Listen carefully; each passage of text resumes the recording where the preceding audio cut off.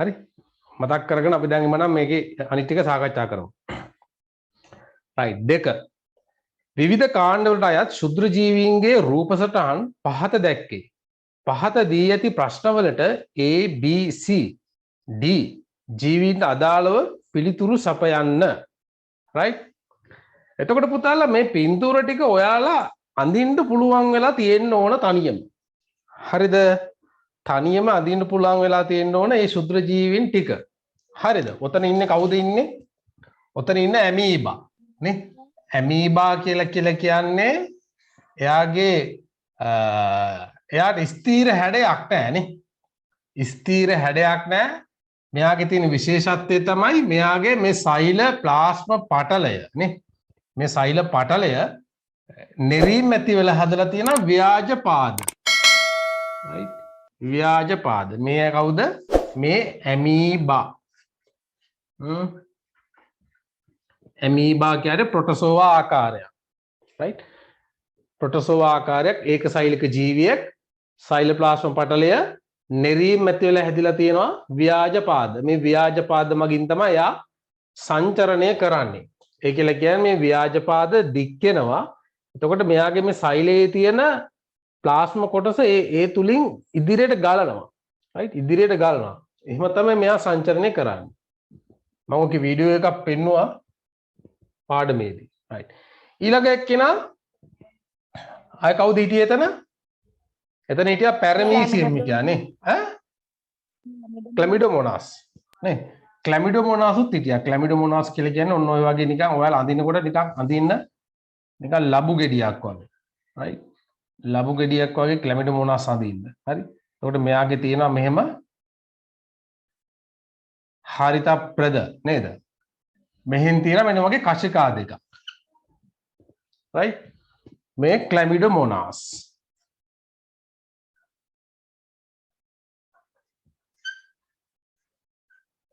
හරි මේවා තනියම අඳින්න පුළුවන් වෙන්න ඕන ක්ලැමිඩෝමෝනාස්. එතකොට මෙයා සංචරණය කරන්න මෙයාට මොනවද තියෙන්නේ? කශිකා දෙකක් තියෙනවා නේ. මේ කශිකා දෙකක් තියෙනවා. එතකොට මෙයාට තියෙනවා හරිත ප්‍රද වර්ණකය. කොළ පාටයි. මෙයාට පුළුවන් ප්‍රභා සංශ්ලේෂණය කරන්න. right එතකොට මේ දෙන්නම ජලයේ ඉන්නවා. තව එක්කෙනෙක් හිටියා පැරමීසියම් නේ. පැරමීසියම් කොහොමද අපි අඳින්නේ? නිකන් සපත්තුවක අඩියක් වගේ. right සපත්තුවක අඩියක් වගේ තමයි අඳින්නේ. හරිද? එයාගේ තියෙන විශේෂත්වය තමයි එයාගේ වටේ තියෙන මෙන්න මේ වගේ පාක්ෂම. මේ වගේ වටේ පාක්ෂම තියෙනවා. මේ පාක්ෂම වලින් තමයි එයා ජලයේ සංචරණය කරන්නේ. ජලයේ පිහිනන්නේ මෙන්න මේ පාක්ෂම වලින්. හරි? මෙයත් ඒකසෛලික මෙයා ප්‍රොටෝසෝවා ආකාරයි. පැරමීසියම්. ප්‍රොටෝසෝවා ආකාරය. ඊට අමතරව තව ඉන්නවා ඇල්ගී වලට අයිති නේ. ක්ලැමිඩෝමෝනාසුත් ඇල්ගී වලට තමයි අයිති. ඔය පින්තූරේ තව ඉන්නවා මෙන්න මේ වගේ හැඩය තියෙන කට්ටිය ඉන්නවා නේද? ඇවිල්ලා ඩයටම්ස්. right ඩයටම් කියලා කියන්නේ ඒකසෛලික ඇල්ගී జాතියක්. ජලයේ පාවෙන ඇල්ගී වලට අපි කියනවා ප්ලවාංග කියලා කියනවානේ. මේ ප්ලවාංග වලට අයිති කට්ටියක් තමයි ඩයටම් කියන්නේ. හරි. ඔන්න ඔය ටික මතක තියාගන්න ඕන. right ඇමීබා ව්‍යාජ පාද මගින් සංචරණය කරන්නේ. ක්ලැමිඩෝමෝනාස් සංචරණය කරන්නේ කශිකා යුගලයක් මගින්. පැරමීසියම් සංචරණය කරන්නේ පාක්ෂම මගින් නේ. මේ වටේ තියෙන පාක්ෂම. හරි. හරි අපි යමු ප්‍රශ්නයට.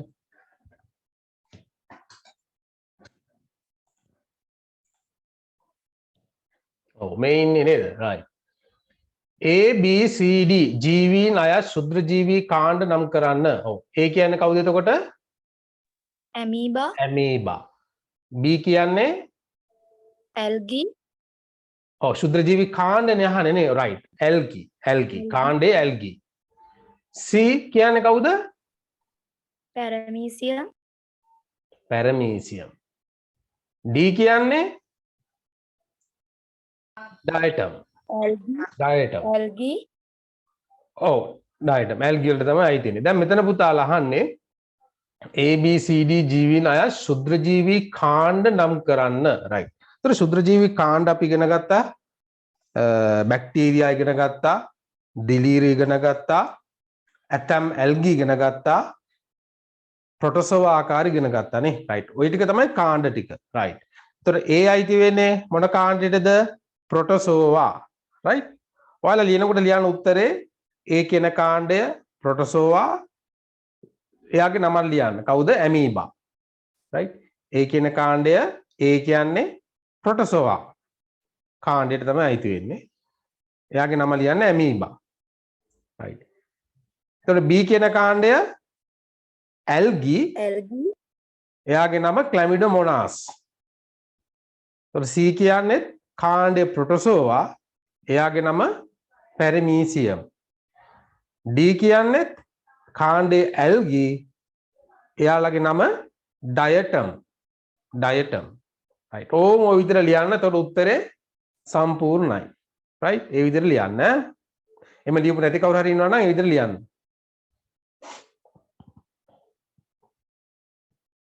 රයිට්. අහනවා ඒ මගින් ඇතිවන රෝගයක් නම් කරන්න. ඒ කියන්නේ ඇමීබා. ඇමීබාවන්ගෙන් ඇති කරන රෝගය මොකද්ද? ප්‍රතිරුද්ධාණු ආසාදනය. ඇමීබා අතිසාරය. ඇමීබා අතිසාරය. හරි? ඇමීබා අතිසාරය තමයි ඇමීබා මගින් හදන්නේ. එතකොට ඇමීබා කියන්නේ ව්‍යාධි ජනකයෙක්. නේ ව්‍යාධි ජනකයෙක් කියලා කියන්නේ රෝගයක් සෑදිය හැකි ශුද්‍ර ජීවීන්ට අපි කියන ව්‍යාධි ජනකයෙක්. right? right. ඇමීබා අතිසාරය. රතුරුධිරාණු ආසාදනය කරන පුතා ප්ලාස්මෝඩියම් කියන එක කියන. එයාත් ප්‍රොටෝසෝවා ආකාරයක් තමයි. right? එයා මෙතන නෑ.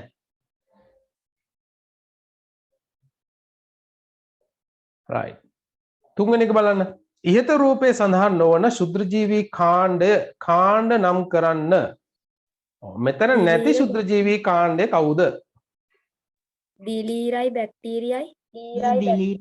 ඔව් දිලීරයි බැක්ටීරියයි නේ. right. කාණ්ඩ දෙක ලියන්න. දිලීර කාණ්ඩය සහ බැක්ටීරියා කාණ්ඩය. දිලීර කාණ්ඩය සහ බැක්ටීරියා කාණ්ඩය.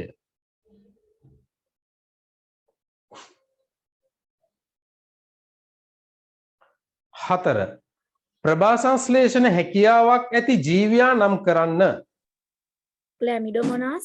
ක්ලැමිඩෝමොනාස් සහ අනික් කට්ටියනේ ඩයටම්. ක්ලැමිඩෝමොනාස් සහ ඩයටම්. ඩයටම්.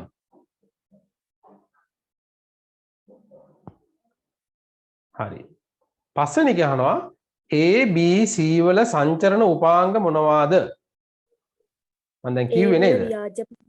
ඔව්. A ලියන්න A කියලා ලියලා ඒක ඉස්සරහෙන් ව්‍යාජ පාද.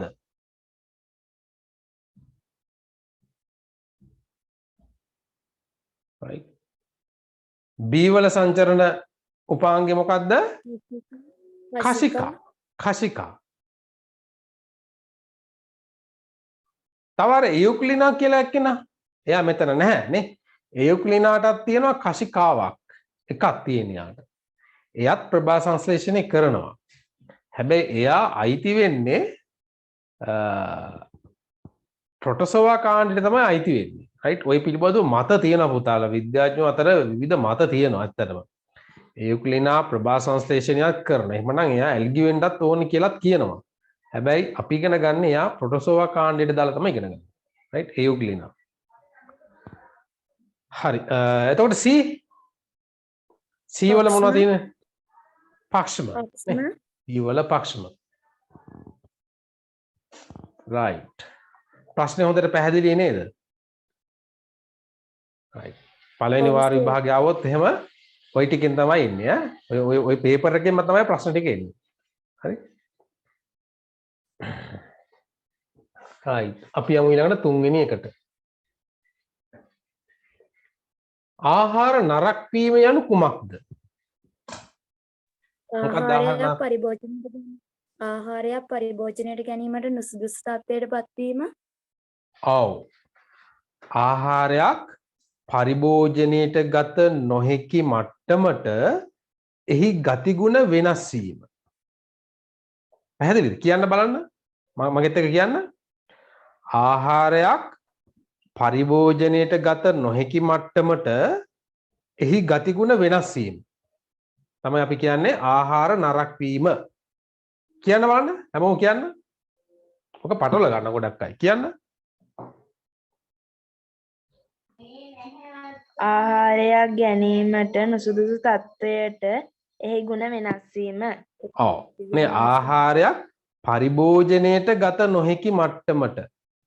නේ පරිභෝජනය කියලා කියන පුතාලා අපි අපේ ශරීරය තුළට ගන්නා දෙයකට නේ.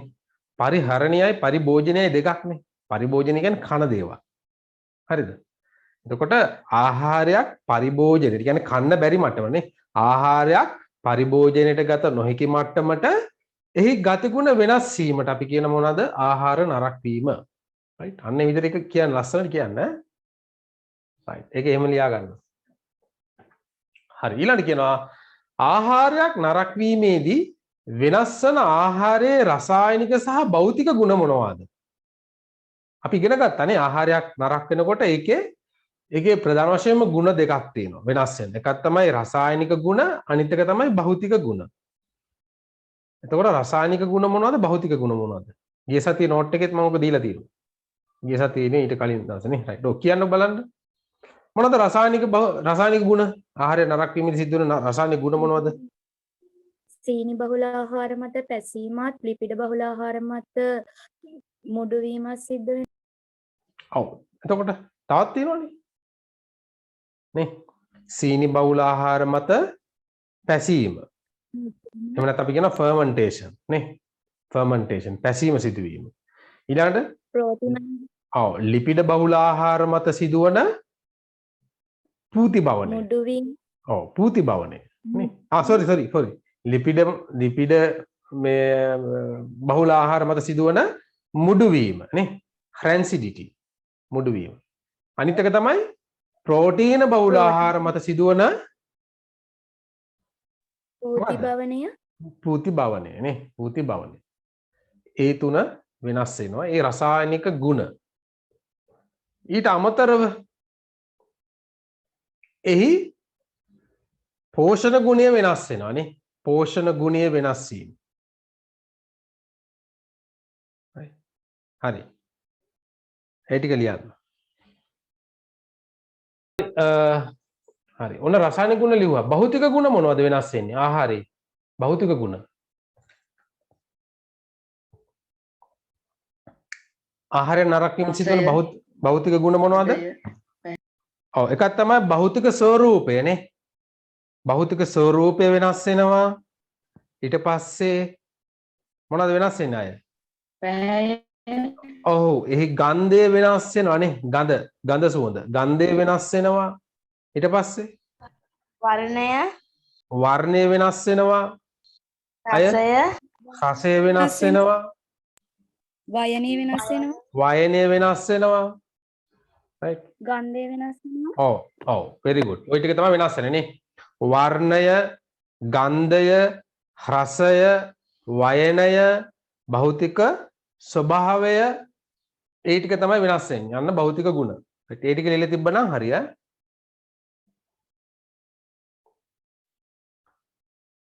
හරි.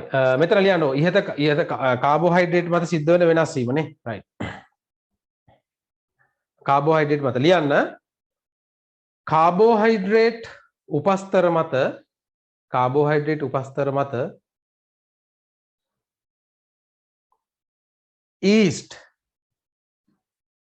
ඊස්ට් ඇලයිරක් සැකොරොමයිසිස්. මේ සැකොරොමයිසිස් කියලා ලියන්න පුළුවන් වෙන්න ඕනේ.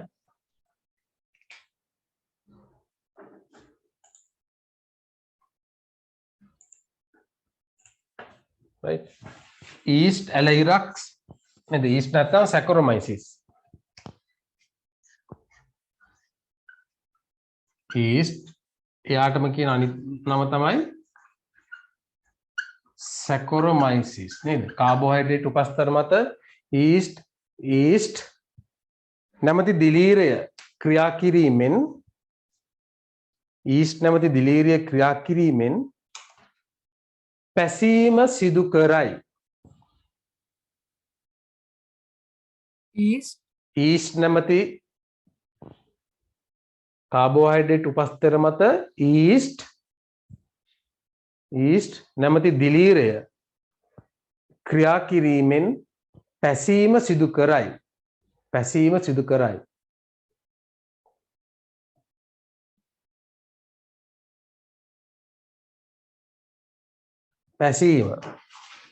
පැසීමට අපි කියනවා fermentation.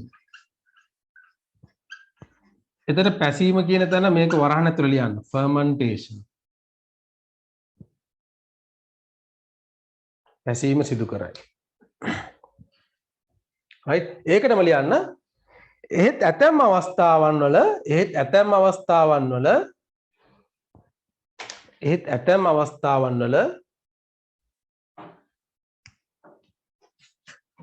ඇතැම් අවස්ථාවන් වල මියුක නැමැති දිලීරය ක්‍රියා කිරීමෙන්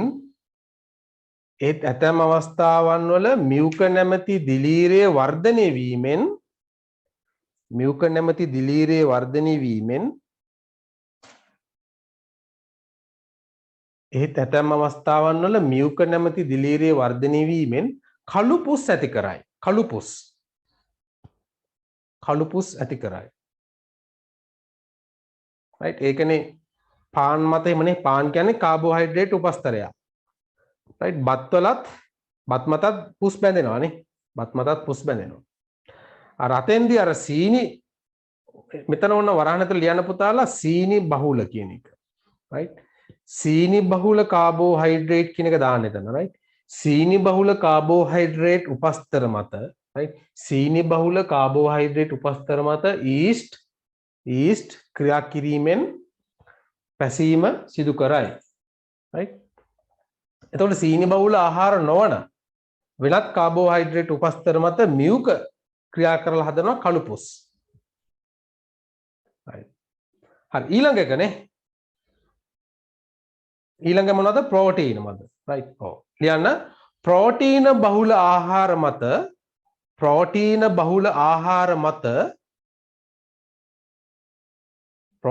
බහුල ආහාර මත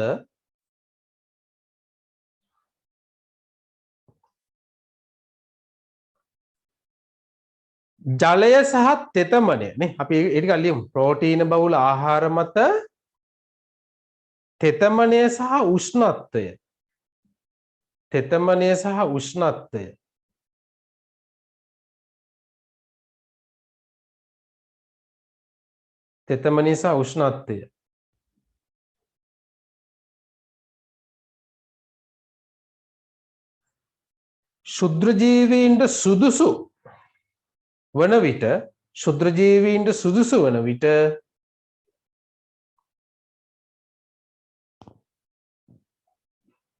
ශුද්‍රජීවීන්ට සුදුසු වන විට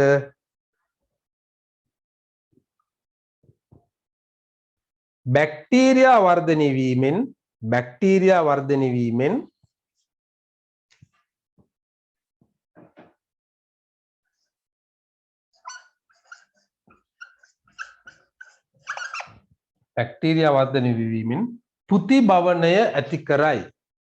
පුතිබවනය ඇති කරයි. නේ අපි ඒකට කියනවා putrefaction.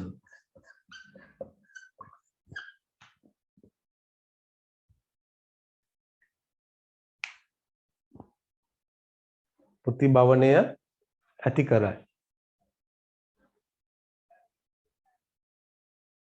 right? එතකොට අනිත් කාරණාවනේ. එතකොට ලිපිඩ බහුල ආහාර මත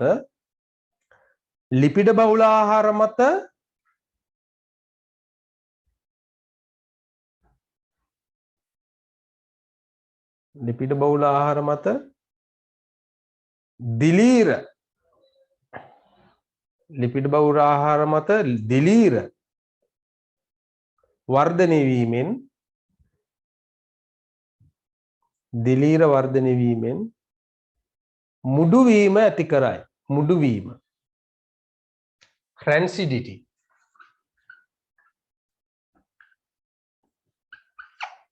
මුඩුවීම ඇති කරයි.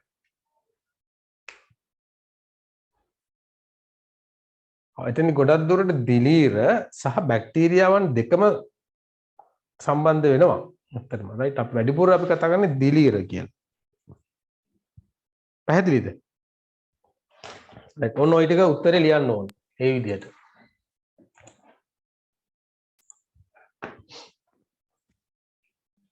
රයිට්. හතර බලන්න. ආහාර භාගයට රත් කර පරිභෝජනයට ගැනීම සුදුසු නොවේ. මේ විද්‍යාත්මකව පැහැදිලි කරන්න. ඇයි ඒ? සුදුසු නැත්තේ? ආහාර භාගයට රත් කරපුවා නේද? ආහාර භාගයට රත් කරලා කන්න හොඳ නැහැ. භාගයට කියලා කියන්නේ සෙල්සියස් අංශක 100ටම රත් කරන්නේ නැහනේ. ඒ ආහාරයේ සෙල්සියස් අංශක 100ටම රත් කරන්නේ නැහැ.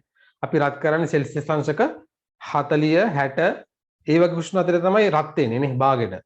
රයිට්. එතකොට ඒ උෂ්ණත්වයේදී ශුද්ධ ජීවීන්ගේ ක්‍රියාකාරීත්වය වැඩි. සෙල්සියස් අංශක 40ත් 60ත් අතර වගේ උෂ්ණත්වයක් ගත්තොත් එහෙම සාමාන්‍යයෙන් අර කාම උෂ්ණත්වයට වඩා වැඩි වේගයකින් මේගොල්ලෝ ගුණණය වෙනවා ආහාරය තුල. රයිට් වැඩි වේගයකින් ගුණණය වෙනවා. ඒ කියන්නේ එයාලගේ සංඛ්‍යාව වැඩි කරගන්නවා. හරි? එතකොට ඒ ආහාරයේ ඉන්න ශුද්ධ ජීවීන් එතකොට වැඩි. එතකොට අපි ඒ ආහාරයට ගත්තොත් මොකද වෙන්නේ? අපේ ශරීරය තුල අර ව්‍යාධි ජනක ශුද්ධ ජීවීන් බැරි වෙලාවකවත් ඒ ආහාරය හිටියොත් එහෙම අපිට ලෙඩ ඇති කරනවා. හරි ඒකින්ද තමයි බාගෙට රත් කරපු ආහාර ගන්න හොඳ නැත්තේ. රයිට්. ගෙදර උදේට නේ මෙහෙම හිතන්නකෝ ගෙදරක රැට උයපු පරිප්පු හොද්ද උදේට ගන්නකොට ගොඩක් අම්මලා මේක පොඩ රත් කරලා ගන්නවා නේ. සීතල පිටින් කන්න බෑ කියලා. රත් කරලා ගන්නවා. රත් කරනවා කියලා කියන්නේ ආය අර පරිප්පුව මේ සෙල්සියස් අංශක 100ටම රත් කරන්නේ නැහැනේ නේද? රයිට්. එතකොට එහෙම හොඳ නෑ ඇත්තටම. එහෙමනම් තව වතුර ටිකක් දාලා හොඳට නටනකම් රත් කරන්න ඕන. රත් කරලා ගන්න ඕනේ. එතකොට අර ව්‍යාධි ජනක ශුද්ධ ජීවීන් හිටියොත් එහෙම ඒගොල්ලෝ මැරෙනවා. ඒකයි කියන්නේ. ඔව් ඒකට ලියන්න හේතුව ලියන්න මෙහෙම. ආහාරයක් නැවත රත් කිරීමේදී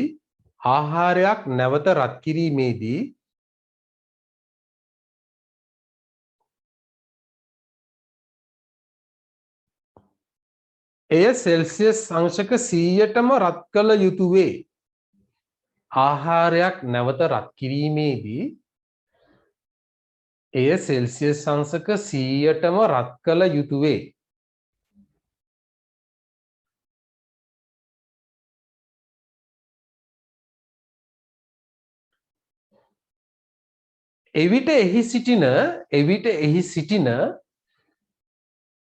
එවිට එහි සිටින ශුද්‍ර ජීවීන් විනාශ වේ.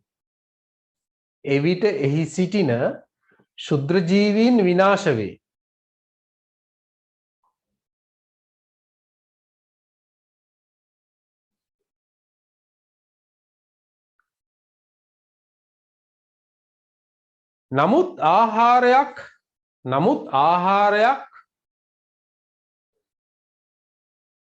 නමුත් ආහාරයක් සෙල්සියස් අංශක 40 60 වැනි උෂ්ණත්වයට සෙල්සියස් අංශක 40 පොඩි ඉරි කැල්ලක් ගාලා 60 වැනි උෂ්ණත්වයට වරහන් ඇතුළේ යන භාගෙට අර වචනේ දාන්න භාගෙට සෙල්සියස් අංශක 40 60 වැනි උෂ්ණත්වයට වරහන් ඇතුළේ භාගෙට රත් කිරීමේදී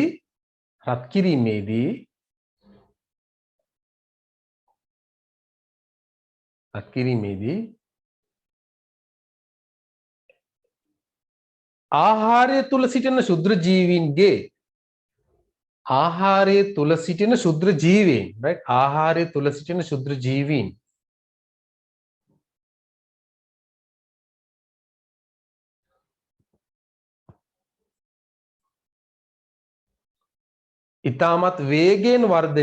ඉතාමත් වේගයෙන් වර්ධනය වේ.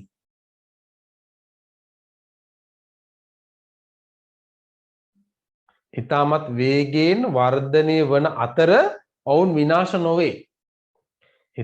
වේගයෙන් වර්ධනය වන අතර ඔවුන් විනාශ නොවේ.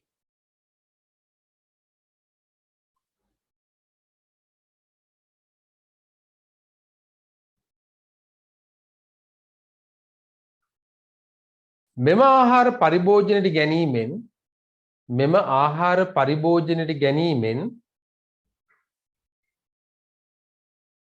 මෙම ආහාර පරිභෝජනයට ගැනීමෙන් රෝග ඇති විය හැක. මෙම ආහාර පරිභෝජනයට ගැනීමෙන් රෝග ඇති විය හැක. නේද? හරි. අන්න ඒකයි අපි කියන්නේ ආහාරයක් බාගට රත් කරලා කන්න හොඳ නැහැ. රයිට්. ඔන්න දැන් ඔයාලා දැන් ඉගෙන ගත්තා. ගෙවල් වල ඔය වගේ දේවල් තියෙනවා නම් අම්මට පොඩ්ඩක් පැහැදිලි කරලා දෙන්න. හරි. හරිද? රයිට්. ඒ වගේම තමයි ඇල්ලතුරේ උණු වතුරේ කවලම් කරලා බොන්නත් හොඳ නැහැ. හරි. ඇල්ලතුරේ උණු වතුරේ කවලම් කරලා බොන්නත් හොඳ නැහැ. මොකද උණු වතුර කියලා කියන්නේ අර නටවා නිවාගත් ජලය. රයිට්. උණු වතුර කියලා කියන්නේ නටවපු වතුරනේ. සෙල්සියස් අංශක 100ටම රත් වෙලා තියෙන්නේ. එතකොට ඒ තුළ ඉන්නම ව්‍යාධි ජනක ශුද්‍ර ජීවීන් ඔය ඇමීබා, ප්ලාස්මෝඩියම්, රයිට්. ඒ වගේ කොලෙරා නේ, කොලෙරා කාරකයෝ, රයිට්. ඒ වගේ ශුද්‍ර ජීවීන් හිටියොත් එහෙම ඒගොල්ලෝ මැරෙනවා. හරි. එතකොට දැන් එතකොට උණු වතුර දැන් නේද? උණු වතුර දැන් ශුද්‍ර ජීවීන් මැරලා ඉන්නේ. හරි. දැන් මේක තද හින්දා බොන්න බෑ නේ. රස්න වැඩි හින්දා බොන්න බෑනේ. මොකද කරන්නේ අපේ කට්ටිය? ඒකට දානවා අර සාමාන්‍ය ඇල් වතුර කවලම් කරනවා. හරි. එතකොට මොකද වෙන්නේ? දැන් උෂ්ණත්වය මේකේ බහිනවා. සෙල්සියස් අංශක 40 60 වගේ උෂ්ණත්වයකට දැන් මේක බහිනවා. එතකොට අර ඇල් වතුරත් එක්ක ආපු ශුද්‍ර ජීවීන් මේ තුල වර්ධනය වෙනවා. right? මේ තුල වර්ධනය වෙනවා. එතකොට ඒත් අර විද්‍යම තමයි සිද්ධ වෙන්නේ. ඉතින් ඇල් වතුරයි උණු වතුරයි කවලම් කරලා බොන්න හොඳ නැහැ. right. 5. පාන් නරක් වීමේදී ඒ මත වර්ධනය වන ශුද්‍ර ජීවියා කවරෙක්ද? දිලීර දිලීර කිව්වට බෑ නම කියන්න ඕන. දිලීර විශේෂයක් වන මියුක මියුක නේ. මියුක නම් දිලීර විශේෂය. right? මියුක නම් දිලීර විශේෂය.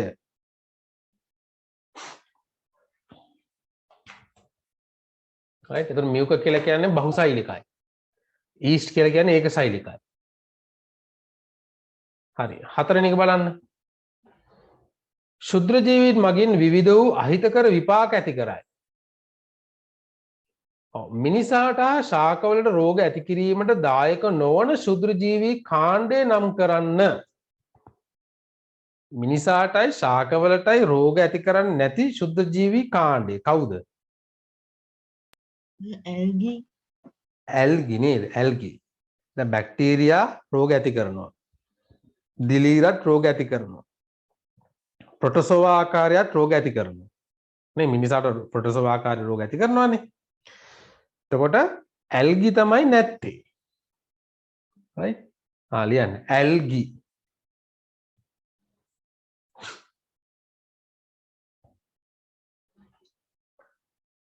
දෙක. ලීෂ්මානියා රෝගය ඇති කරන ව්‍යාධි ජනකයා, රෝග වාහකයා සහ ධාරකයා නම් කරන්න. ඔව්. ලීෂ්මානියා රෝගය ඇති කරන්නේ කවුද? ව්‍යාධි ජනකයා. ව්‍යාධි ජනකයා කවුද? ව්‍යාධි ජනක එහෙම නැත්නම් රෝග කාරකයා. ප්‍රොටෝසෝවා ඔව් නේ. රෝග කාරකයා තමයි පුතාලා ලීෂ්මා ඒ නමම තමයි නේ. ලීෂ්මානියා නම් ප්‍රොටෝසෝවා ආකාරය. right? ඒ ප්‍රොටෝසෝවාගේ නම තමයි ලීෂ්මානියා. right? එතන ලියන්න. ලීෂ්මානියා නම් ප්‍රොටෝසෝවා ආකාරය. ඔන්න ව්‍යාධි ජනකයා. right? ව්‍යාධි ජනකයා තමයි ලීෂ්මානියා නම් ප්‍රොටෝසෝවා ආකාරය. රෝග වාහකයා වැලි මැස්සා නේ. වැලි මැස්සා තුල තමයි ඉන්නේ මෙයා. වැලි මැස්සා. ධාරකයා ධාරකයා කවුද? මිනිසා නේ. මිනිසට නේ හැදෙන්නේ. රෝගී හැදෙන්නේ මිනිසට. ඒකින්ද මිනිසා තමයි ධාරකයා. right? හරි. ඩෙන්ගු රෝග මර්ධනය සඳහා වාහක මදුරුවන් විනාශ කරන ජෛව පාලන ක්‍රමයක් යෝජනා කරන්න. වාහක මදුරුවන් විනාශ කරන ජෛව පාලන ක්‍රමයක් මම ඔය කියලා දුන්නා. කවුද? මෙතෙන්ද අපි භාවිතා කරන්නේ කවුද?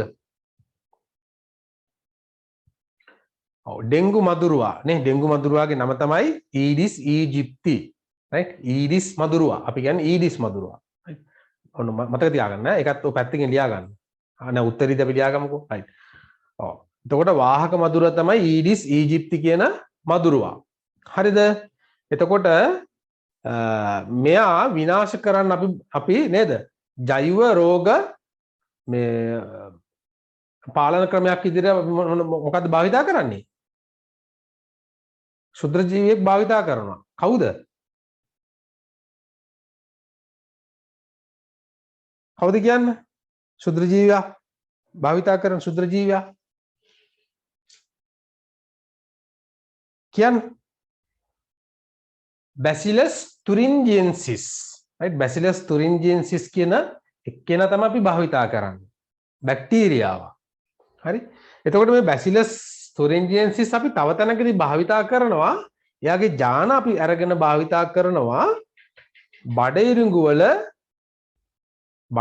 වල රෝගවලට ඔරොත්තු දීමේ ගුණය වැඩි කරන්න නේ right ඔන්න අවස්ථා දෙකක් අපි Bacillus thuringiensis කියන බැක්ටීරියාව භාවිතා කරන අවස්ථාවන් දෙකක් right එකක් තමයි අපි මෙයා භාවිතා කරනවා මදුරුවන් පාලනය කරන්න right කොහොමද මදුරුවන් පාලනය කරන්නේ දැන් රෝගවාහක මදුරුවා බිත්තර දානවානේ right බිත්තර දාන්න කොහෙද වතුරේ right තැන් තැන් වල වතුරේ බිත්තර දානවා ඒතකොට යාලේ කීටයෝ ඇතිවෙනවා නේ මදුරු කීටයන් මෙන්න මේ මදුරු කීටයන්ව විනාශ කරනවා කවුද අර Bacillus thuringiensis කියන බැක්ටීරියාව මගින් මදුරු කීටයන්ව විනාශ කරනවා right ඒකින්ද ඒ තැන් වලට right ඩෙන්ගු පැතිරෙන ස්ථාන වලට මේ Bacillus thuringiensis කියන බැක්ටීරියාවන්ගේ මුහුම් එකතු කරන ඒ පරිසරයට right එතකොට මේ පරිසර වලට ඒ ශුද්‍ර ජීව එකතු වුණාම අර වතුර එකතු වෙන තැන් වල ඉන්න මදුරු කීටයෝ විනාශ කරනවා right අනේ ජෛව පාලන ක්‍රමයක් right ලියන්න මෙහෙම ලියන්න ඒකට උත්තරේ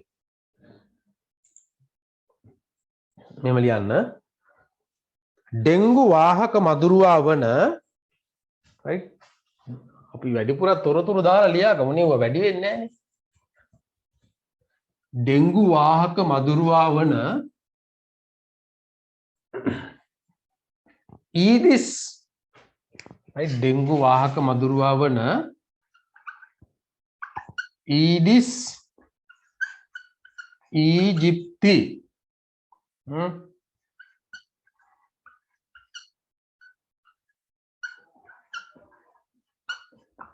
ඊඩිස් ඊජිප්ති ඩෙංගු වාහක මදුරුවා වන ඊඩිස් ඊජිප්ති නැමැති මදුරුවාගේ කීටයින් විනාශ කිරීම සඳහා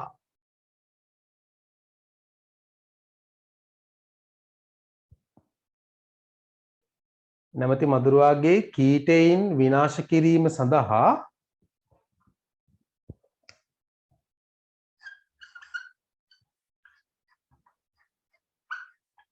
Bacillus thuringiensis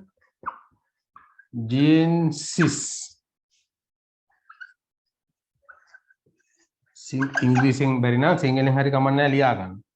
right Bacillus thuringiensis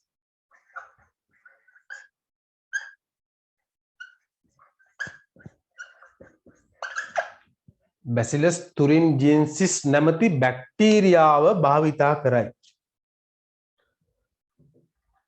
dengue වාහක මදුරුවා වන ඊඩිස් ඊජිප්තිගේ කීටයින් විනාශ කිරීම සඳහා Bacillus thuringiensis නැමැති බැක්ටීරියාව භාවිතා කරයි.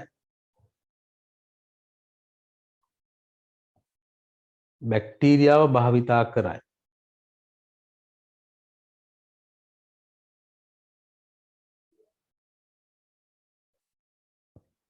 මෙම බැක්ටීරියාව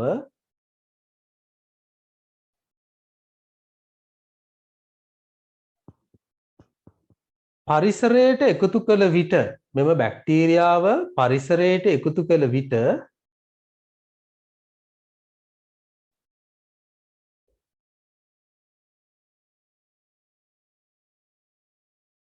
ජලයේ සිටින මදුරු කීටයින්ව ජලයේ සිටින මදුරු කීටයින්ව ජලයේ සිටින මදුරු කීටයින්ව විනාශ කරයි විනාශ කරයි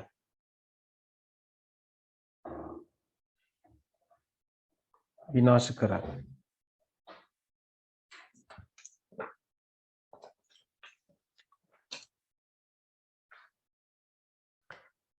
එම නිසා මෙම බැක්ටීරියාව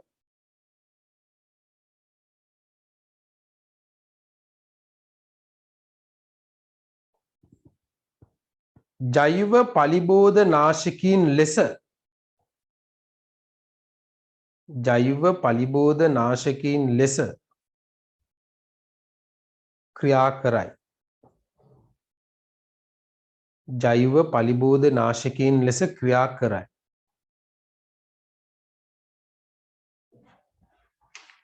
හරිනේ තේරුණානේ මං කියන වේගය වැඩිද පුතාලා නෑ සර්. ඈනේ නේ නෑ සර්. හරි ඊළඟට මොකක්ද අහන්නේ 4 ජෛව පාලන ක්‍රමයේ ඇති වාසියක් සඳහන් කරන්න. ඔව් ජෛව පාලන ක්‍රමයේ ඇති වාසියක් මොකක්ද? ජෛව පාලන ක්‍රමයට අපිට ඔව් නේද? ඒක ඇත්තටම පරිසරයට හානි වෙන්නේ නැහැ නේ. කියන්නේ අපි පරිසරයට කෘෂි රසායන ද්‍රව්‍ය එහෙම නැත්නම් කෘමිනාශක වල්නාශක වගේ දේවල් භාවිතා කරොත් ඒවා රසායන ද්‍රව්‍ය නේ. එතකොට ඒක පරිසරයට හානියක් සිද්ධ වෙනවා. right? අපි වල්නාශකයක් භාවිතා කරොත් එතෙන්දි වල් ගහ විතරක් නෙමෙයි මැරෙන්නේ. ඒ ආශ්‍රිතව ඉන්න තවත් ජීවීන් මැරෙනවා නේ. එතකොට ඒක පරිසරයට හොඳ නැහැ. අපිටත් හොඳ නැහැ. නමුත් මේ වගේ දෙයක් භාවිතා කරොත් එහෙම ඒක ඒ අදාළ පලිබෝධකයා විතරයි විනාශ කරන්නේ. හරි? එතකොට පරිසරයට කිසිම හානියක් සිද්ධ වෙන්නේ නැහැ. ඒක තමයි පළවෙනි කාරණාව. දෙවෙනි කාරණාව තමයි අපිට මේ සඳහා ඉතාමත්ම අඩු වියදමක් තමයි දරන්න සිද්ධ වෙන්නේ නේ. අඩු වියදමක් සහ අඩු ශ්‍රමයක්. අඩු වියදමක් සහ අඩු ශ්‍රමයක් තමයි අපිට මේ සඳහා දරන්න වෙන්නේ. right? මොකද ඒගොල්ලෝ පරිසරේ ඒගොල්ලෝ ඉන්නවා ඊට පස්සේ. හරි? right. ලියාගන්න අංක 1 ලියන්න.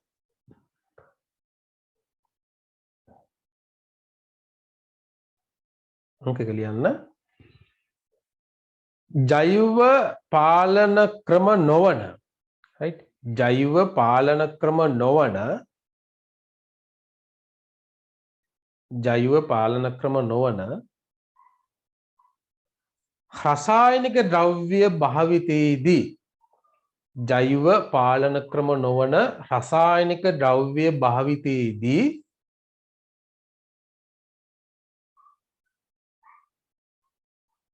පරිසරයට හානි සිදුවේ. පරිසරයට හානි සිදුවේ.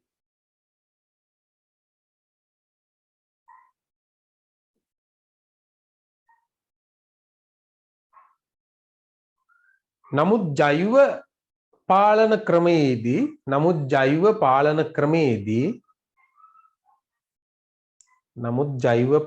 ක්‍රමේදී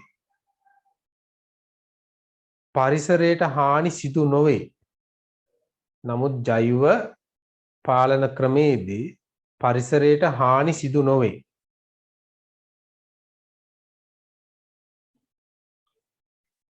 right ඔන්න 1. right 2 ලියන්න. ජෛව පාලන ක්‍රමය සඳහා වැයවන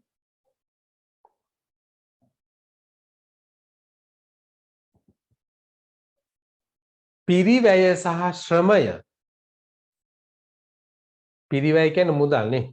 ජෛව පාලන ක්‍රමයට වැයවන පිරිවැය සහ ශ්‍රමය ඉතාමත් අඩුවීම.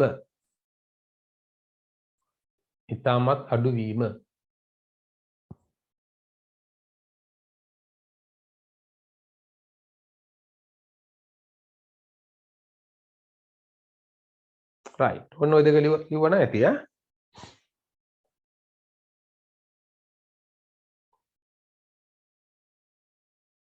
right. පහ බලන්න. පරිසර සංරක්ෂණය සඳහා ශුද්‍ර ජීවීන් සුදුසු වීමට බලපාන ශුද්‍ර ජීවීන් සතු ලක්ෂණ දෙකක් ලියන්න. ඔව් පරිසර සංරක්ෂණය සඳහා ශුද්‍ර ජීවීන් සුදුසු වීමට බලපාන ශුද්‍ර ජීවීන් සතු ලක්ෂණ දෙකක්. මොනවද ඒ ලක්ෂණ දෙක? පරිසර සංරක්ෂණය සඳහා පරිසර දූෂක ඉවත් කිරීම. very good. අය මොනවද? පරිසර දූෂක ඉවත් කිරීම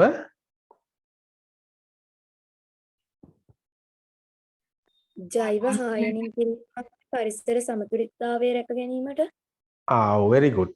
ජෛව හායනය මගින් පරිසර සමතුලිතතාවය ආරක්ෂා කිරීම නේ. ඔව් ওই දෙක තමයි වැදගත්. ශුද්‍ර ජීවීන් සතු ලක්ෂණ දෙකක්.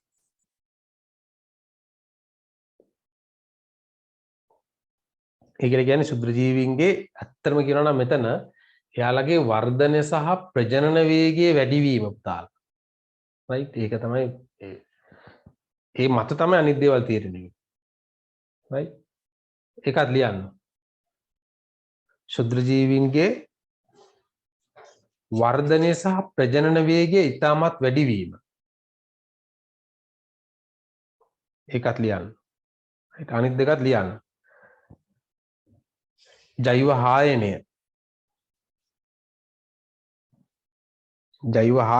හායනය කියලා කියන්නේ මොකද්ද?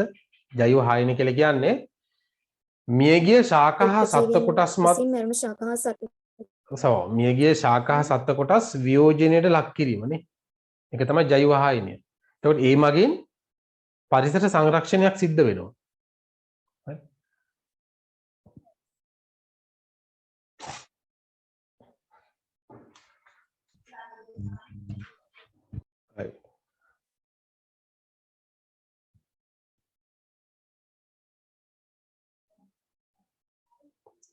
අනිත් එකක් ලියන්න පුළුවන් නේ. තවත් ලක්ෂණ ලියන්න පුතාලා. ජෛව පලිබෝධ නාශකයන් ලෙස ක්‍රියා කිරීම. ජෛව පලිබෝධ නාශකයන් ලෙස ක්‍රියා කිරීම. මේකත් ලියන්න. ඒකත් එක ලක්ෂණයක්. ඇයි අපි ඉගෙන ගත්තනේ අර සැල්වීනියා ශාකය විනාශ කිරීමට අපි භාවිතා කරනවා ඇල්ටර්නේරියා කියන දිලීරය නේ. එතකොට එතන පරිසර පද්ධතිය ඇත්තටම සැල්වීනියා මගින් පරිසරයේ විනාශයක් කරන්නේ. එයා පලිබෝධ ශාකයක්. එතකොට එයා විනාශ කිරීමට අපි ඇල්ටර්නේරියා භාවිතා කරනවා. එතකොට එතනත් ඇත්තටම පරිසර සංරක්ෂණය තමයි සිද්ධ වෙන්නේ. right? එතන උන ලක්ෂණ කීපයක් තියෙනවා. අංක 1 ලියන්න ශුද්‍ර ජීවීන්ගේ වර්ධන සහ ප්‍රජනන වේගය ඉතාමත් වැඩිවීම. ඊට පස්සේ ලියන්න ජෛව හායනය. ජෛව හායනය කියන්නේ මොකක්ද කියලා ලියන්න එතන. ජෛව හායනය කියලා කියන්නේ මියගිය ශාකා හා සත්ත්ව කොටස් වියෝජනයට පත් කිරීම. right. තුන්වෙනි එක ලියන්න ජෛව පලිබෝධ නාශකයන් ලෙස ක්‍රියා කිරීම. right. උදාහරණයක් වලට දෙන්න පුළුවන් සැල්වීනියා ශාකය විනාශ කිරීම සඳහා ඇල්ටර්නේරියා නැමැති දිලීරිය භාවිතය.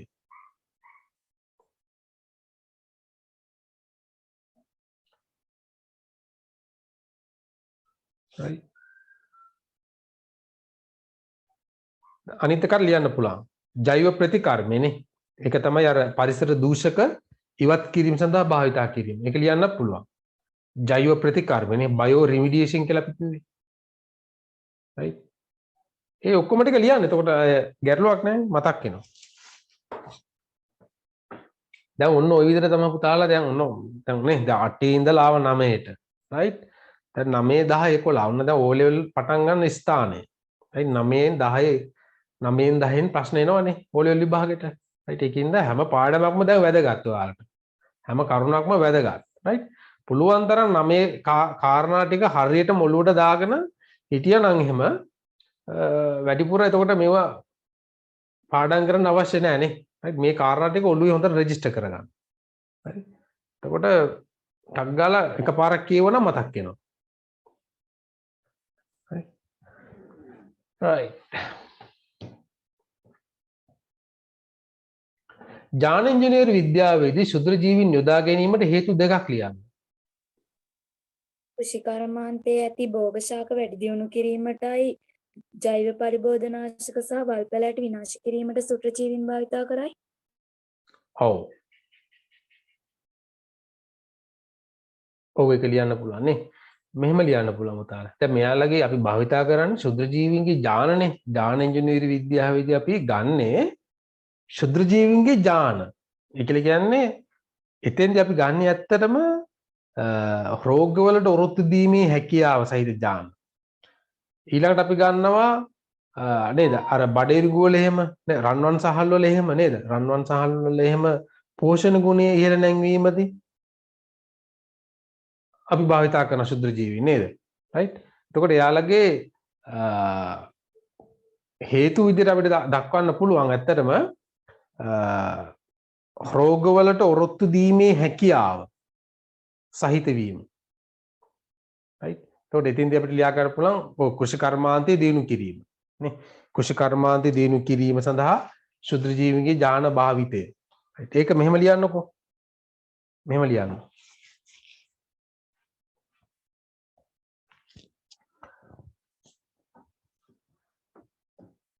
මෙහෙම ලියන්න රෝගවලට ඔරොත්තු දීමේ හැකියාව රෝගවලට ඔරොත්තු දීමේ හැකියාව රෝගවලට ඔරොත්තු දීමේ හැකියාව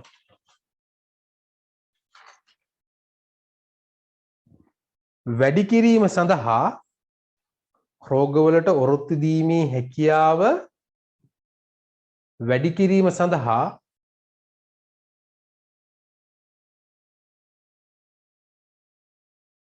ශුද්‍ර ජීවීන්ගේ ඥාන භාවිතා කිරීම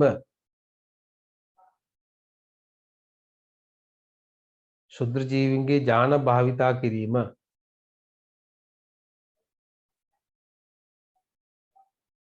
right උදාහරණ ලියන්න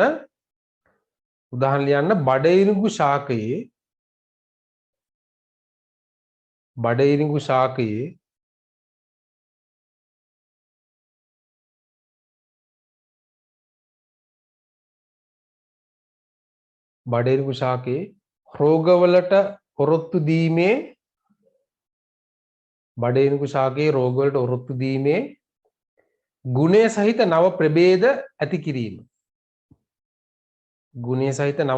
ඇති කිරීම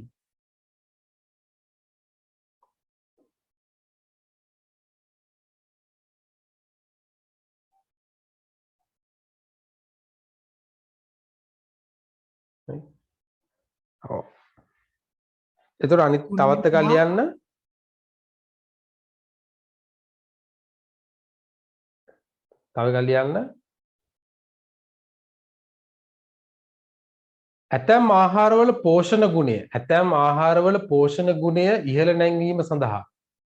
ඇතැම් ආහාරවල පෝෂණ ගුණය ඉහළ නැංවීම සඳහා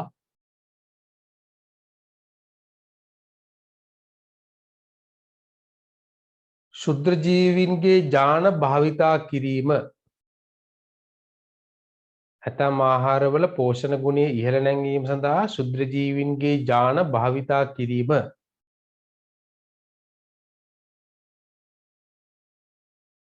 ඒකට උදාහරණ ලියන්න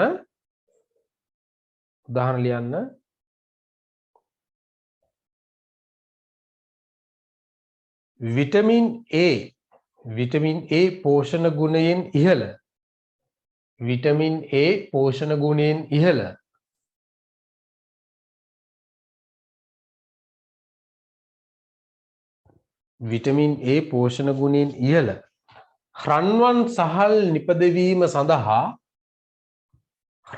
සහල් නිපදවීම සඳහා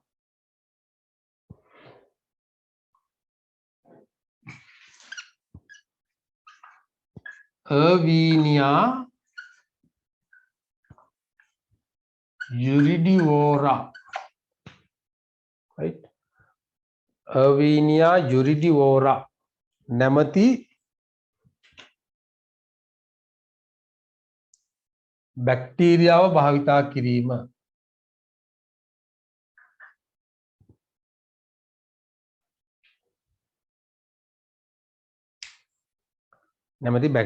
භාවිතා කිරීම right අතන අර බඩේගු ශාකයේදී ගන්න කවුද Bacillus thuringiensis ඕනනම් ඒක ලියන්න ඔයාලා රයිට් මතක තියාගන්න බැසිලස් තුරින්ජියන්සිස් කියන එක්කෙනා බඩ ඉරුඟු ශාකයේ රෝග වලට ඔරොත්තු දීමේ හැකියාව වැඩි දියුණු කරන්න එයාගේ ඥාන භාවිතා කරනවා.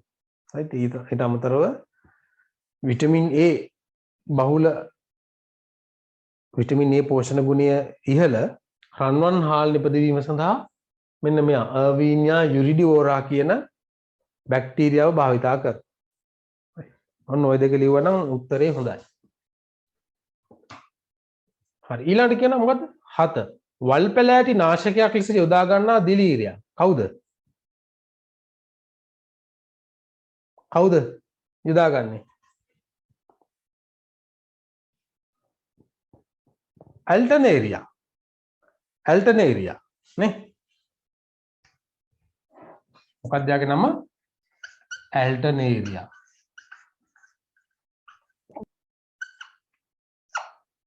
right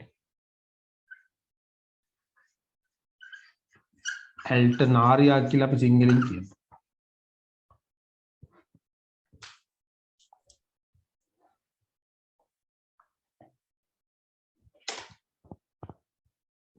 සැල්වීනියා විනාශ කරන්න අපි ගන්න මෙයන් දිලීරිය නේ ඇල්ටනේරියා.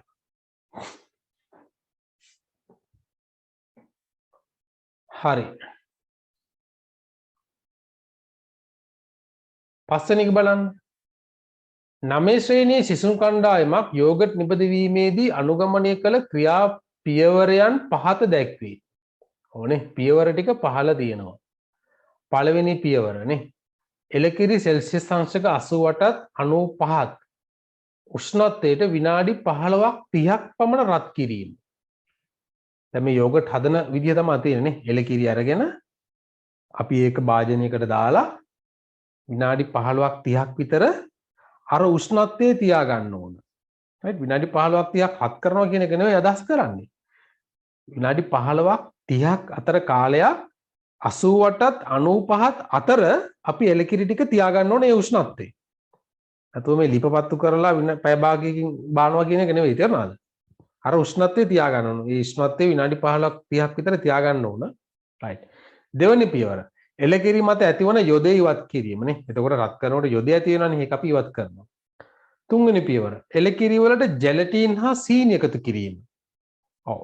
අපි බලමුකෝ මොකද පහළ උත්තර ටික නේ. right. 4 සෙල්සියස් අංශක 60 දී පමණ එලකිරි වලට මුහුම් බැක්ටීරියා අඩංගු යෝගට් එකතු කිරීම. 5 සුපිරිසිදු යෝගට් බඳුන් වලට දැමීම. 6 එම බඳුන් සෙල්සියස් අංශක 40ත් 45 දී පමණ උෂ්ණත්වයේ පැය 6ක් 7ක් පමණ රඳවා තැබීම.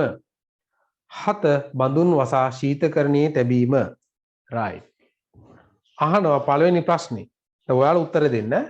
පළමු පියවරේදී සෙල්සියස් අංශක 88ත් 95ත් පුතාලා එතන උෂ්ණත්වය දාගන්න සෙල්සියස් අංශක කියලා. right. C දන්නවනේ දාගන්නේ සෙල්සියස් අංශක කියලා දාගන්න. වෙන උෂ්ණත්වයට කිරි සාම්පලය රත් කරන ලද්දේ ඇයි? ඇයි ඒ? මේ සාම්පලය ඇති අහිතකර බැක්ටීරියා විනාශ කිරීමට ඔව්. ඔව් එලකිරි වලත් නේද? එලකිරි කියලා කියන්නේ නේද?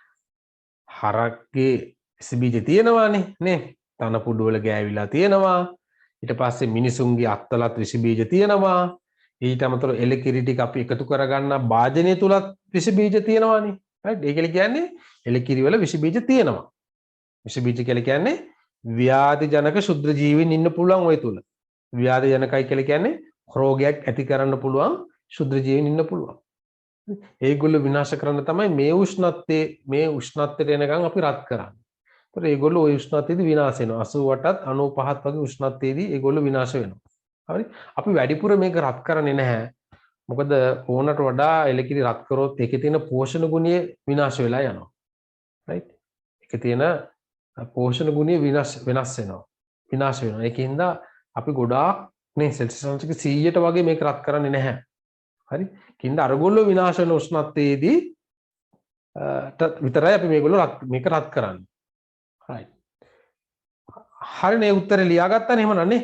ලියන්න එලකිරි තුල සිටින ව්‍යාධි ජනක ශුද්‍ර ජීවීන් විනාශ කිරීම සඳහා.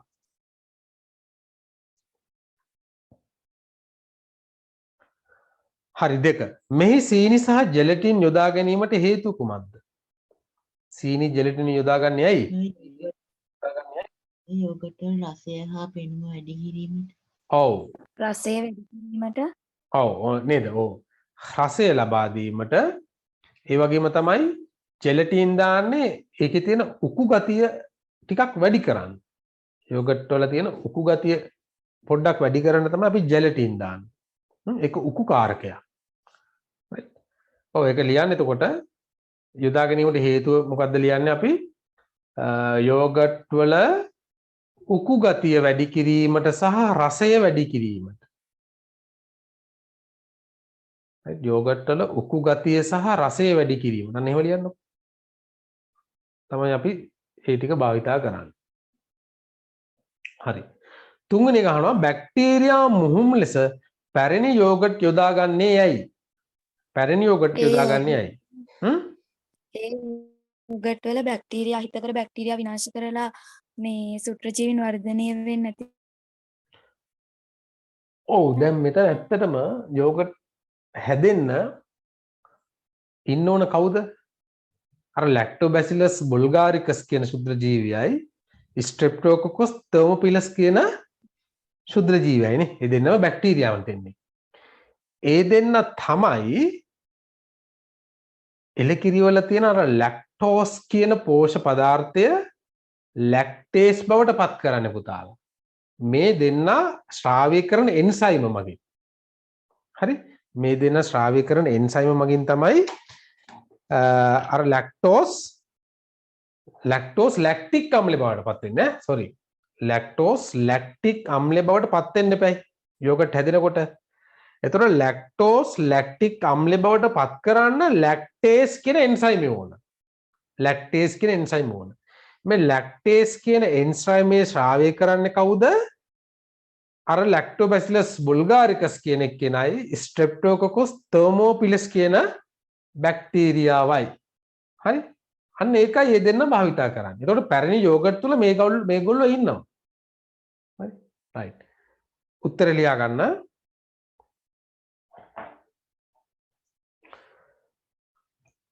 පැරණි යෝගට් තුල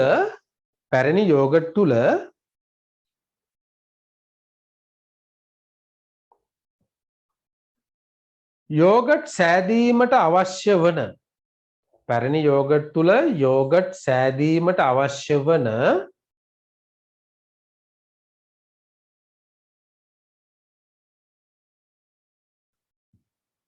බැක්ටීරියා කාණ්ඩ වන බැක්ටීරියා වර්ග වන රයිට් බැක්ටීරියා වර්ග වන එයාලගේ නම ලියා ගන්න ඕනද? රයිට් බැක්ටීරියා වර්ග වන සිංහලෙන් ලියුවත් කමක් නැහැ. කවුද? ලැක්ටෝබැසිලස්. ඔව්. ස්ට්‍රෙප්ටෝකොකස්. ඔව් නේද? ලැක්ටෝබැසිලස් බල්ගාරිකස්.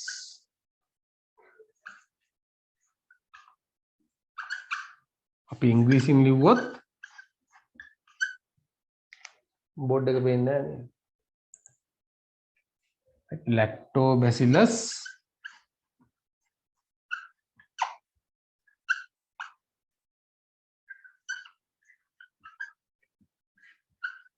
bulgaricus සහ අනිත් එක්කෙනා කවුද?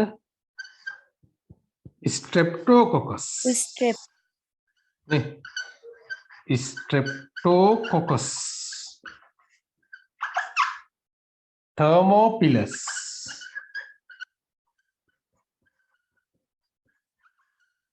right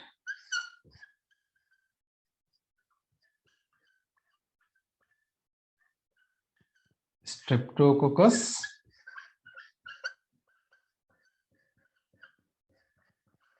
Thermophilus මෙන්න මේ දෙන්න ඉන්නවා.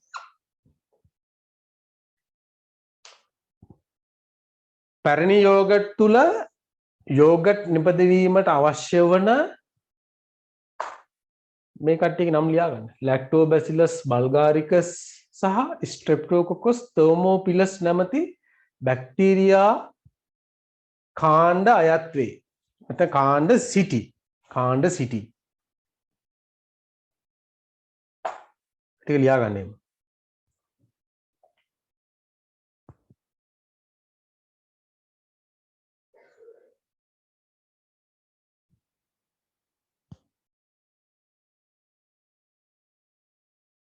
කාණ්ඩ සිටි. එච්චරක් නැති ඒ උත්තරේට.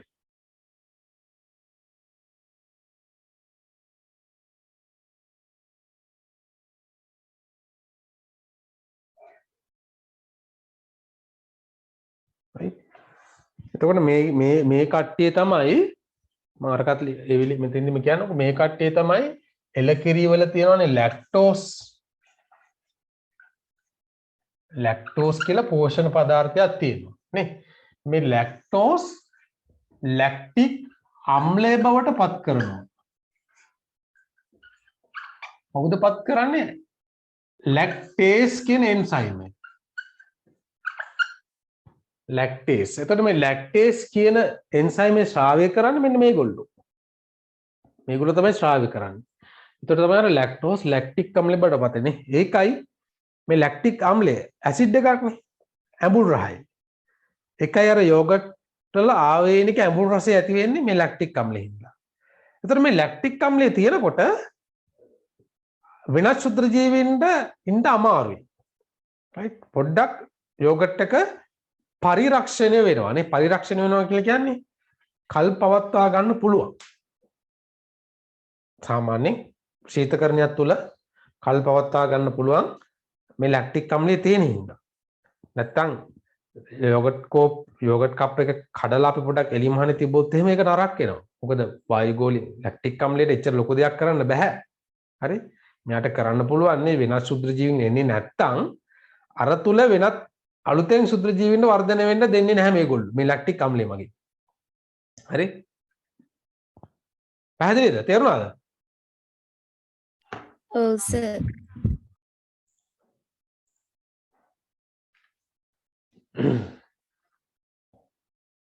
හරි එතකොට මෙයාගේ බැක්ටීරියා වර්ග දෙකේ අපි නම ලිව්වනේ නේ.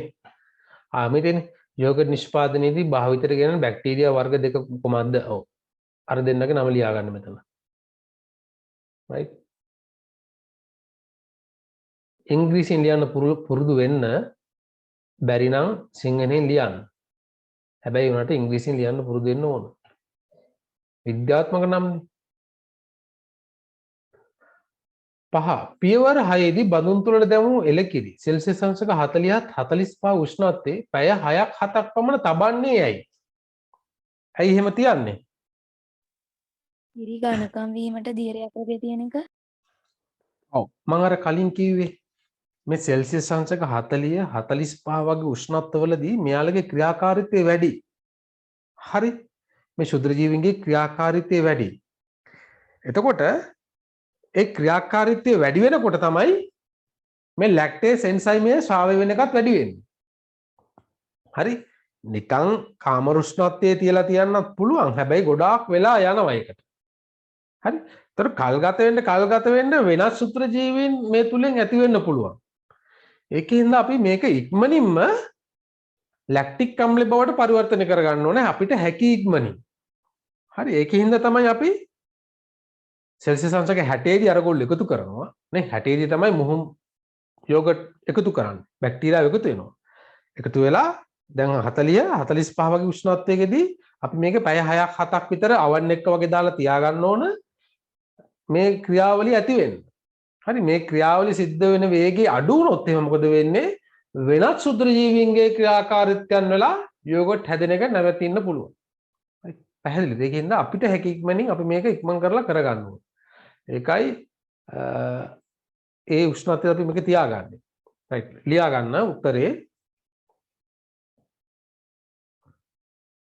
ලියා ගන්න මෙහෙම. සෙල්සියස් අංශක 40 45 සෙල්සියස් අංශක 40 45 දී පමණ සෙල්සියස් අංශක 40 45 දී පමණ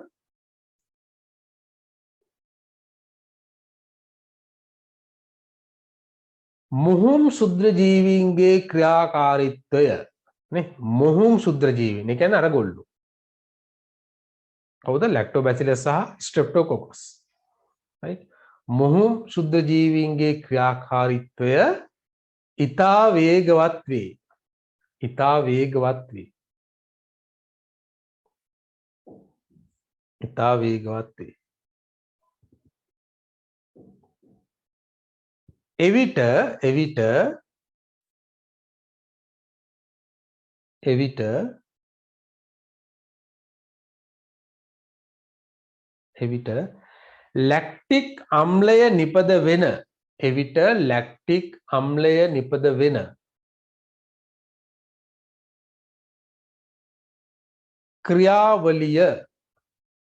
එවිට ලැක්ටික් අම්ලය නිපද වෙන ක්‍රියාවලිය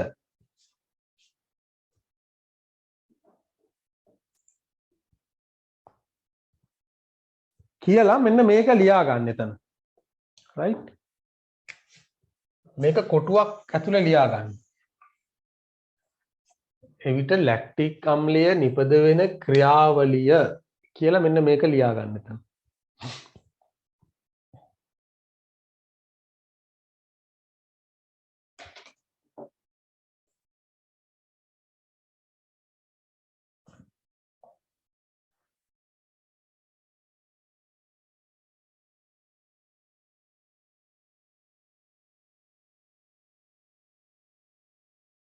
එවිට ලැක්ටික් අම්ලය නිපදවන ක්‍රියාවලිය ඉතා වේගවත් වේ. ඉතා වේගවත් වේ.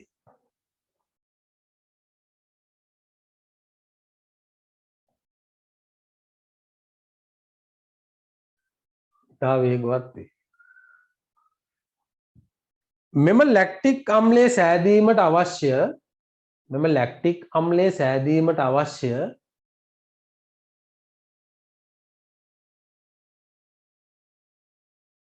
ලැක්ටේස් එන්සයිමය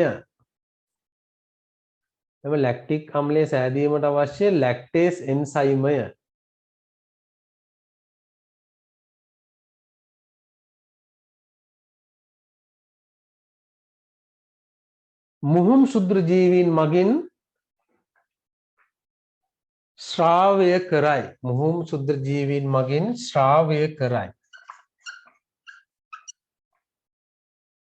ශ්‍රාවය කියලා කියන්නේ නිකන් දියදයක් වගේ ඒක දානවා. මේ එලකිරි මාධ්‍යයට දානවා. එමෙ මොහොම් ශුද්‍ර ජීවීන් මගින් ශ්‍රාවය කරයි.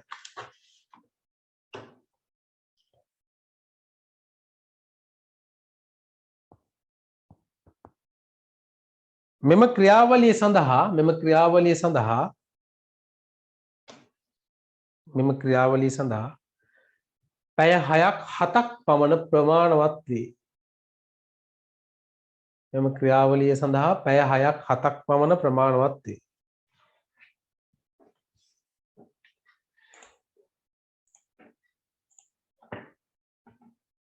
right? මොනද ඔයාලට පුළුවන් නේ ඉදිරිය ඉඳලා හදන්න. අවන් එකක් ඕන පුතාලා මෙතෙන්දී. අනිත් දේවල් නම් අපිට හරියම ලේසි කරගන්න. අර සෙල්සියස් අංශක 40 45 තියාගන්න බෑ මේක පැය 6ක් 7ක්. ඒක තියාගන්න නම් අවන් එකක් ඕන වෙනවා. නේ? නැත්නම් අපිට බෑ කරන්න වැඩි. ටෙම්පරේචර් එක කන්ට්‍රෝල් කරලා 6ක් 7ක් විතර තියලා තිබ්බම හරියි. right. ඊළඟට බලන්න ඊළඟ එක. නිවසේදී යෝගට් නිෂ්පාදනයේදී ඉහත පියවර 6 අනුගමනය කිරීම සඳහා අවශ්‍ය වන උෂ්ණත්වය ලබා ගන්නේ කෙසේද? මම කියපු එක තමයි නේ. මොකද්ද? ඔව් නේ. ඔව් විද්‍යුත් මොකද්ද කියන්නේ අපි? අවනයක් නේ. විද්‍යුත් අවනයක් අවශ්‍යයි. මොකද්ද පුතා ඔකට කියන්නේ සිංහල නම මොකද්ද? මම මතක නැහැ.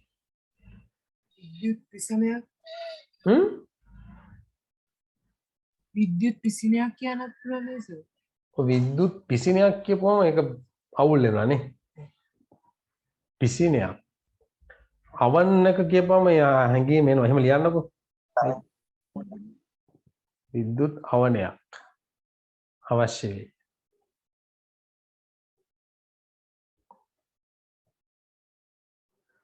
හරි. ඊළඟ බලන්න 7. යෝගට් සෑදීමේදී යෝගට් තුළට ඇඹුල් රසයක් එන්නේ කෙසේද? එම ඇඹුල් රසයේ පැවතීමේ වාසිය කුමක්ද? ඔව් ඇඹුල් රසය කොහොමද එන්නේ? අර ලැක්ටික් අම්ලයේ හින්දානේ ලැක්ටික් ඇසිඩ්. ඇසිඩ් කියලා කියන්නේ හැමතිස්සෙම ඇඹුල්නේ පුතාලා. ඒක දන්නවනේ නේද? කාබෝහයිඩ්‍රේට් ඈ? ඔව්. ඒක ඔයාලා ලියන්න පුළුවන් යෝගට් සෑදීමේදී යෝගට් වලට ඇඹුල් රසයක් එන්නේ කෙසේද? අර ක්‍රියාවලිය ආය ඕන උතන ලියන්න පුළුවන් නේ. යෝගට් සෑදීමේදී එලකිරි වල තුල පවතින ලැක්ටෝස් ලැක්ටේස් එලකිරි තුල පවතින ලැක්ටෝස් පෝෂ්‍ය පදාර්ථය ශුද්‍ර ජීවීන් මගින් ශ්‍රාවය කරන ලැක්ටේස් එන්සයිමේ නිසාවෙන් ලැක්ටික් අම්ලය බවට පත් වේ. මෙම ලැක්ටික් අම්ලය නිසා යෝගට් වලට ඇඹුල් රසයක් එකතු වේ. ඔන්න ඔය ටික කොහොම ලියන්න?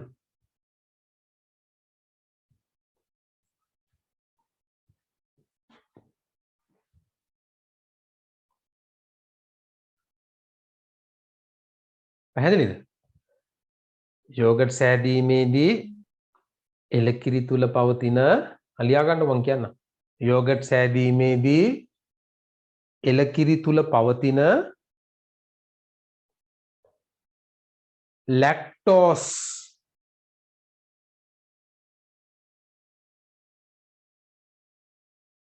එලකිරි තුල පවතින ලැක්ටෝස් නැමැති පෝෂ්‍ය පදාර්ථය ලැක්ටෝස් නැමැති පෝෂ්‍ය පදාර්ථය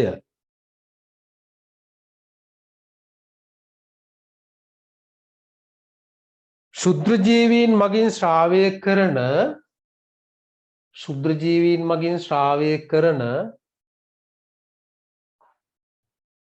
ලැක්ටේස් එන්සයිමේ මගින් ශුද්‍ර ජීවීන් මගින් ශ්‍රාවය කරන ලැක්ටේස් එන්සයිමේ මගින්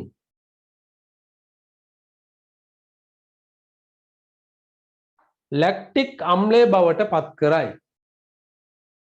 ලැක්ටික් අම්ලය බවට පත් කරයි. මේ නිසා යෝගට් ඇඹුල් රසති වේ. මේ නිසා යෝගට් ඇඹුල් රසති වේ. හරි. දැන් තේරෙනව නේද? පොතේ නෝට් එක කියවුවට හරියන්නේ නැහැ. නිකන් නේ නෝට් එක කොහේ කියවුවට හරියන්නේ නැහැ පුතාලා. ප්‍රශ්න වලට උත්තර ලියන්න ඕනේ. එතකොට තමයි ඒක හොඳට ඔළුවට වදින්නේ. right?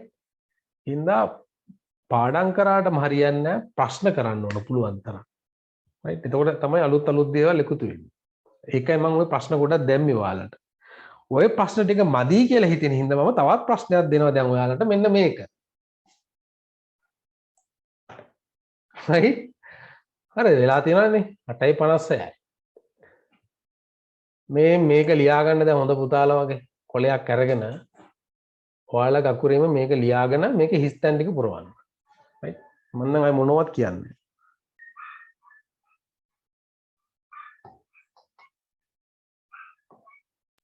ඉවරයි සර්.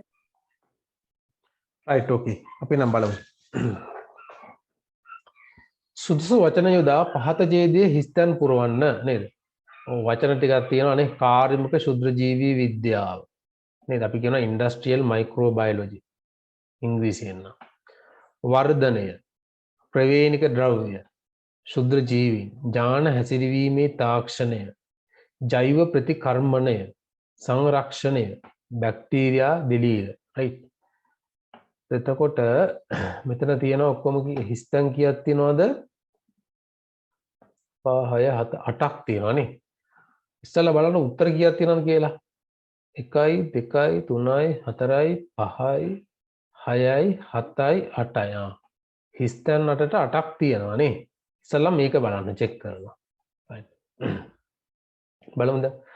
පෘථිවිය මත වෙසෙන ජීවීන් අතරින් පුළුල්ව ව්‍යාප්ත වූ සුලභම ජීවී කාණ්ඩය වන්නේ කවුද? බැක්ටීරියා කාණ්ඩයයි ශුද්ධ ජීවී ශුද්‍ර ජීවීන්. ශුද්‍ර ජීවීන් පුතාලා. බැක්ටීරියාවන් කියන්න බෑ. right? පෘථිවිය මත වෙසෙන ජීවීන් අතරින් පුළුල්ව ව්‍යාප්ත වූ සුලභම ජීවී කාණ්ඩය වන්නේ කවුද? ශුද්‍ර ජීවීන්. ශුද්‍ර ජීවීන්. හරි? ඔවුන් ඉතා සරල ව්‍යුහයක් දරන අතර ඉතා සරල ව්‍යුහයක් දරනවා කියලා කියන්නේ ඇයි? නේ. මෙයාලක තියෙන ශෛලීය මට්ටමක් තියෙන. ශෛලීය මට්ටමක් තියෙන මෙයාලටනේ. ඒක ශෛලිකයි. සමහරක් අය බහුශෛලිකයක් තියෙනවා. ගොඩක් අය ඒක ශෛලිකයි. ඒකයි කියන්නේ ඉතා සරල ව්‍යුහයක් දරනවා කියලා. right? ඔවුන් ඉතා සරල ව්‍යුහයක් දරන අතර ඔවුන්ගේ මොකද්ද මෙතෙන් එන්න ඕන? වර්ධනය ඔවුන්ගේ වර්ධනය. වර්ධනය හා ප්‍රජනන වේගය නේ ඉතා ඉහළයි. වර්ධනය සහ ප්‍රජනන වේගය ඉතාමත්ම ඉහළයි. මේ කෙටි කාලයක් තුල ඒගොල්ලෝ ඉක්මනටම අලුත් සෛල ඇති කරලා තමන්ගේ වර්ගය බෝ කරගන්නවා. right? ඒකයි කියන්නේ. අපි ඔකට කියන පරිවෘත්තීය වේගය. පරිවෘත්තීය වේගය ඉතාමත්ම වැඩි මෙයාලගේ. නේ සෛලීය ක්‍රියාකාරීත්වය ඉතාමත්ම වැඩි. right? මේ නිසා විවිධ කර්මාන්ත සඳහා ශුද්‍රජීවී යොදාගත හැක. නමුත් විවිධ කර්මාන්ත සඳහා භාවිතා කිරීම මොකද්ද? මොකද එන්නේ? කාර්මික සුද්ධ විද්‍යාව ලෙස හඳුන්වයි. කාර්මික ශුද්‍රජීවී විද්‍යාව ලෙස හැඳින්වේ. නේ මෙතන එන්නේ කාර්මික ශුද්‍රජීවී විද්‍යාව ලෙස හැඳින්වේ. ශුද්‍රජීවීන් තුල ඉතා සරල මොනවද? ප්‍රවේණික ද්‍රව්‍ය පවතින බැවින් ප්‍රවේණික ද්‍රව්‍ය නේ. ඉතා සරල ප්‍රවේණික ද්‍රව්‍ය පවතින බැවින් මොකද්ද මෙතෙන්ද? සංරක්ෂණයට පහසුවෙන් යොදාගත හැක. දාන හැසිරීමේ තාක්ෂණය ජාන හැසිරවීමේ තාක්ෂණයට පුතාල මෙතෙන් එන්න ඕන. right? ජාන හැසිරවීමේ තාක්ෂණයට පහසුවෙන් යොදාගත හැක. ප්‍රවේණික ද්‍රව්‍යනේ ජාන තාක්ෂණයට යොදාගන්නේ. නේ? ප්‍රවේණික ද්‍රව්‍ය තමයි ජාන තාක්ෂණයට යොදාගන්නේ. කියන්නේ එතෙන් ඕන ජාන හැසිරවීමේ තාක්ෂණයට පහසුවෙන් යොදාගත හැක. right? ඊළඟට මෙතන මොකක්ද දෙන්නේ? මේ කටයුතුවලදී ශුද්‍රජීවීන් සුලභ භාවිතා කරයි. මොකද්ද මෙතන? සංරක්ෂණ කටයුතු අන්න එතන සංරක්ෂණ නේ. සංරක්ෂණය කටයුතුවලදී ශුද්‍රජීවීන් සුලභව භාවිතා කරයි. පරිසර දූෂක ඉවත් කිරීමට ශුද්‍රජීවීන් යොදා ගැනෙන තාක්ෂණය ජෛව ප්‍රතිකර්මණීය ලෙස හඳුන්වයි. ජෛව ප්‍රතිකර්මණය නම් වේ නේ. අපි කියන බයෝ රිමිඩියේෂන්. ජෛව ප්‍රතිකර්මණය නම් වේ. උදාහරණයක් ලෙස සාගර ජලයේ විසිරී ඇති මෙතන හදාගන්න. සාගර ජලයේ විසිරී ඇති තෙල් වියෝජනයට බැක්ටීරියා කන් බැක්ටීරියා යොදා ගැනීම දැක්විය හැක. බැක්ටීරියා යොදා ගැනීම දැක්විය හැක. එතකොට ඒක සම්පූර්ණයි නේ. අතන දිලීර ආවේ නැහැ නේ. දිලීර කියන එක්කෙන ආවේ නැහැ. අනිත් ටික ආවනේ නේ. ඔව් සර්. ඔව්. බලන්න 1 2 3 4 5 6යි 7යි 8යි මෙතන 9ක් තියෙනවා නේ. right මෙතන 9ක් තියෙනවා. 9ක් තියෙන එකක් වැඩි. කියන්නේ දිලීර මෙතෙන් අදාළ වෙන්නේ නැහැ මේකට. හරි නේද එතකොට? right මොන දැන් ශුද්‍රජීවී නේ. ශුද්‍රජීවීන් දැන් හොඳට කාලා ඉන්නේ දැන් ඈ. ආයි ගැන හොඳට පාඩම් කරලා ওই ටික කොහොමද මතක තියාගෙන යන්න ඉස්සරහට. right හරි එහෙමනම් අපි දැන් ඔයාලා දැන් 9 හිටියට දැන් 8 ඉස්කෝලවල තාම විභාගෙ තිබ්බේ නෑනේ. ඒකින්ද මම 8න් පාස් පේපර්ස් දෙකක් සාකච්ඡා කරනවා. right 2018යි 2019 බස්නාහිර පළාත් අධ්‍යාපන දෙපාර්තමේන්තුවේ පේපර්ස් දෙකක්. මම දාන්නම් ගෲප් එකට. ඔයාලා ඒක කරන්න. right එතකොට ඊළඟ පන්තියේදී අපි එකෙන් එකක් සාකච්ඡා කරමු. 2019 සාකච්ඡා කරමුකෝ ළඟ අවුරුද්ද. හරි? කවුරු ලීව් වෙන්න එපා. 2019 සාකච්ඡා කරමු. right right එහෙමනම් හැමෝටම good night සුබ රාත්‍රියක්. අයබෝවන් sir. අයබෝවන්. good night. okay bye now.